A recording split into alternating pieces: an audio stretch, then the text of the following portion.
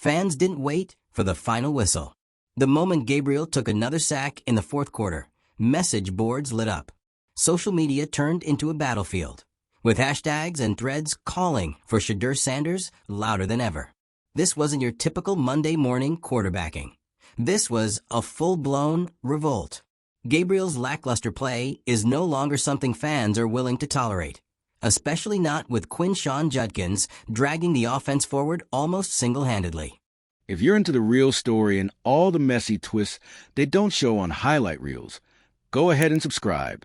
And if you're sticking around to see how this Browns QB chaos plays out, you should definitely be subscribed. 3 touchdowns, over 100 yards, and yet the guy handing the ball off is the one stealing headlines for all the wrong reasons. For supporters, it's simple. Sanders represents potential, hope, and an offense with a ceiling higher than mediocrity. The Browns are at a crossroads, not because of losses, but because of leadership paralysis. When your fan base is this united in frustration, ignoring them becomes more than a coaching decision. It becomes a gamble. Stefanski may believe in Gabriel's intangibles, but belief doesn't move the chains.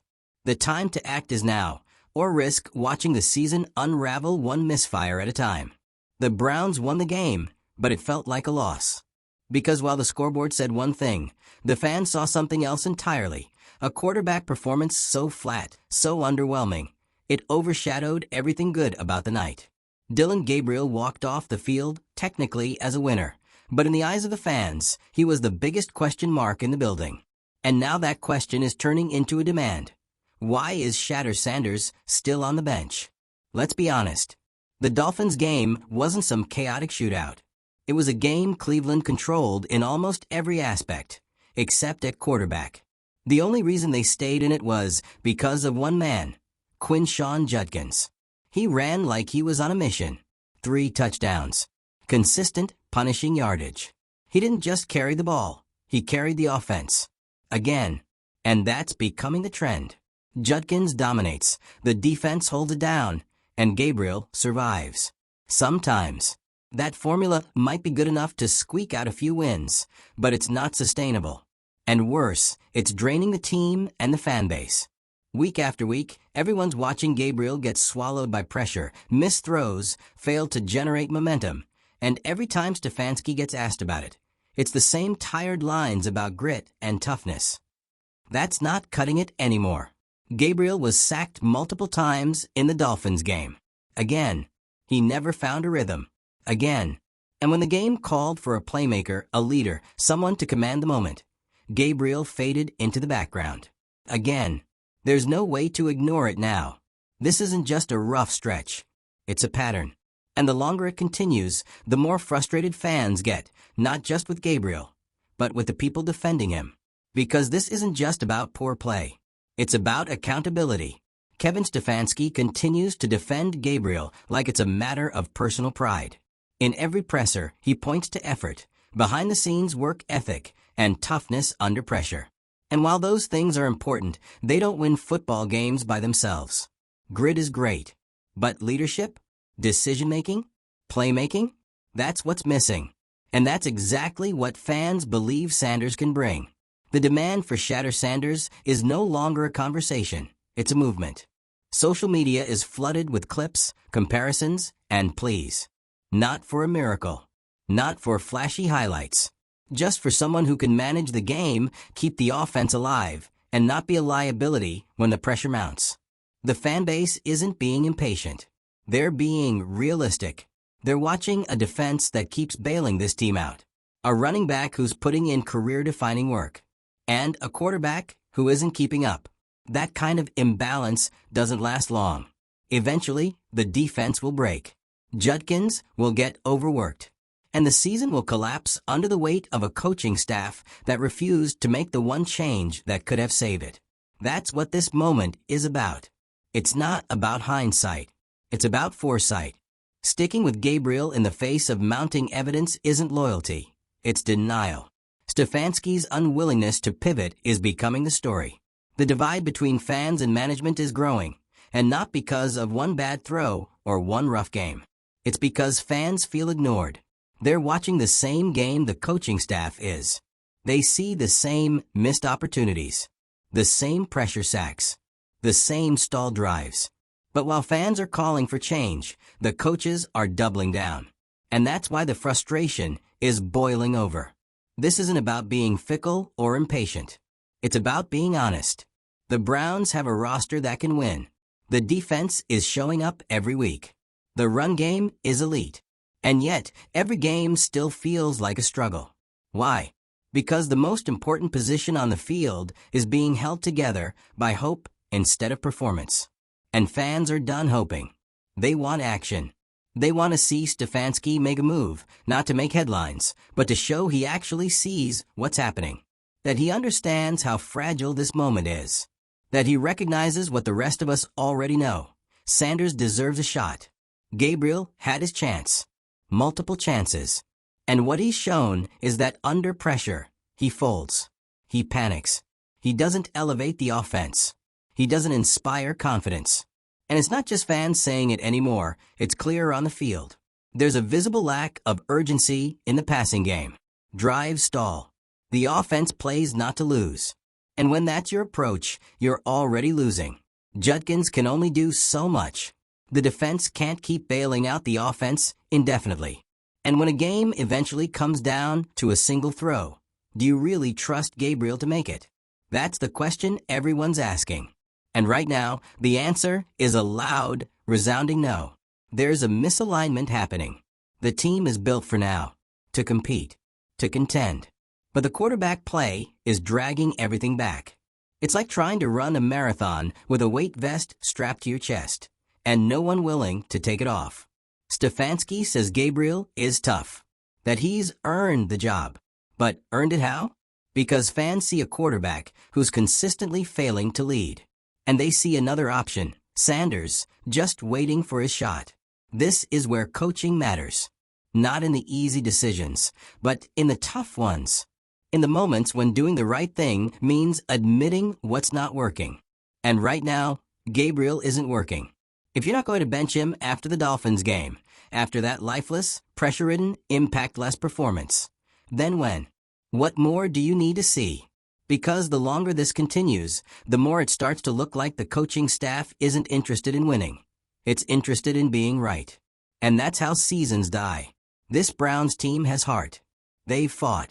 They've earned every inch of the wins they've managed. But continuing to run Gabriel out there every week is like asking your team to win with one hand tied behind their back. The locker room sees it. The fans definitely see it. And if management doesn't act soon, it's going to be too late. The longer Sanders sits, the louder the calls will get. And if the season slips away because of quarterback play, that's not on Gabriel. That's on Stefanski. He's the one who keeps making the decision. And eventually, he's going to have to answer for it. Because fans won't forget this. They won't forget watching a talented roster get dragged down by stubborn coaching. They won't forget watching Judkins carry the team week after week, while the passing game barely functions. And they won't forget the name that could have changed everything, Shedeur Sanders. All it takes is one move, one shot, one change.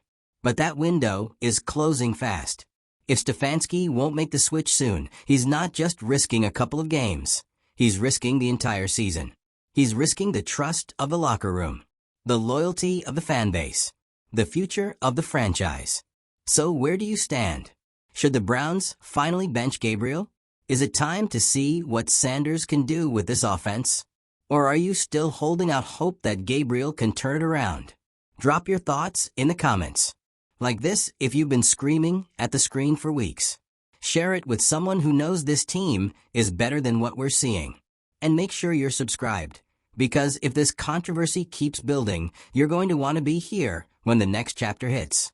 The next chapter isn't just about a quarterback swap anymore. It's about what kind of team the Browns are going to be when the pressure hits hardest. Are they a team that listens to its fan base, makes bold decisions, and adapts to stay competitive? Or are they the team that stares down a quarterback controversy, watches their offense struggle week after week, and keeps doing nothing until it's too late? Right now, they're dangerously close to the second one. Every week the Browns keep Dillon Gabriel under center is a week that feels like the organization is gaslighting its own fans. Because the eye test tells you everything you need to know. This isn't working. He's not progressing. He's not creating opportunities. The passing game isn't evolving, it's evaporating. And fans are fed up with being told to trust the process when the process is visibly failing. You want to talk about trust? Trust is earned. And what Gabriel has shown isn't earning anyone's trust anymore. It's testing it.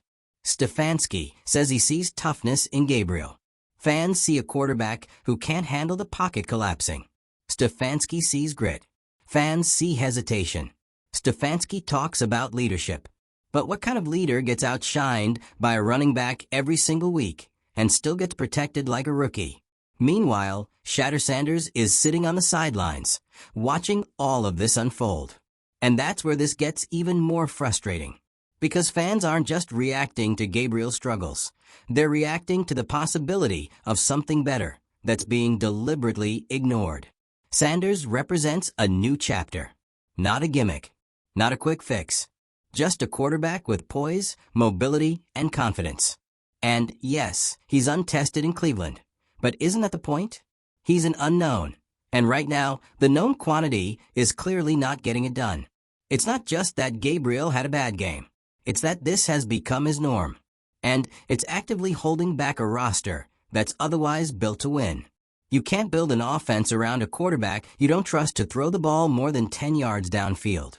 You can't keep asking Judkins to do the impossible, because sooner or later, defenses are going to key in on the run and make Gabriel beat them through the air. And when that day comes, we've already seen the answer. That's why fans are so loud about this. Not because they're impatient, but because they see what's coming. They see the writing on the wall. They know that the defense can only cover for so much. That Judkins is already doing more than his fair share. And that if the Browns keep dragging their feet on this quarterback switch, they're going to waste another promising season. This isn't just a coaching dilemma. It's a credibility crisis. Stefanski's job is to lead, to make the tough calls, to read the game, not just the scoreboard, and adjust before things fall apart. And right now, he's failing that test. There's a clear path forward, and he refuses to take it. Week after week, fans are giving the team their full attention, watching every down, staying invested, showing up online to voice their frustrations and offer solutions. And what do they get in return? Shrugs, excuses, and another game plan centered around praying Judkins can run for 150 yards and the defense can force turnovers. That's not strategy. That's survival. And in the NFL, survival mode is just another way of saying you're not serious about winning. The disconnect between the fan base and the front office is only widening. Every tweet, every post-game comment section, every radio call-in. The theme is the same. We know who the better option is. Why won't you even try? You can only cite internal evaluations and practice performance for so long before people start calling it what it really is, stubbornness. Because this is the kind of moment where great coaches separate themselves from average ones. Not just by drawing up better plays, but by reading the emotional temperature of the locker room, the fans, and the game itself. You have to know when to pivot, when to lead with humility instead of pride. And right now, the pivot is clear. Start Sanders. See what happens. The worst case scenario? He struggles, and you end up back where you started. But at least you tried. At least you showed the locker room and the fans that you were willing to adapt. That you weren't content to ride a sinking ship just because it was your guy under center. The best case scenario? He stabilizes the offense. He stretches the field. He keeps defenses honest. And suddenly, the Browns become a real threat again, not just because of their run game and their defense, but because they finally have a quarterback who can complement those strengths instead of hiding behind them. And isn't that what this team has been missing? A quarterback who doesn't just manage the game, but commands it. Who can change the tone of a drive with one throw. Who can read blitzes and react, not panic. Who can help this offense become balanced, modern, and, dare we say it, dangerous. The fans aren't asking for magic. They're asking for a chance. A chance to see what this offense could be when it's not dragging dead weight. A chance to watch this team fight for something more than ugly wins and post-game excuses. A chance to believe that someone up top is paying attention and is actually willing to make a move when the data and the emotion clearly support it. If the Browns don't act soon, they risk losing more than games. They risk losing the fans. Because if you think this frustration online is loud now, wait until the next loss. Wait until the defense has a rare off game and the offense can't keep up. Wait until Judkins is bottled up and Gabriel has to carry a game with his arm. That's when the dam will break. And if it gets to that point, the narrative won't be Gabriel failed. It'll be Stefanski failed to act. The blame will shift, and the trust won't be so easy to win back. You don't get many seasons like this. A defense this good. A run game this solid. A conference this open. And the Browns are squandering it because they won't even try to fix the one glaring flaw. It's not too late yet, but it's close. So let's end it with this. The team has a decision to make. Stick with what's clearly not working, or take a risk that might actually pay off. We've seen what Gabriel brings to the table. Now, it's time to see what Sanders can do. Because staying the course is no longer about being smart. It's about being scared. And fans are done watching scared football. The quarterback position in Cleveland is officially the weakest link.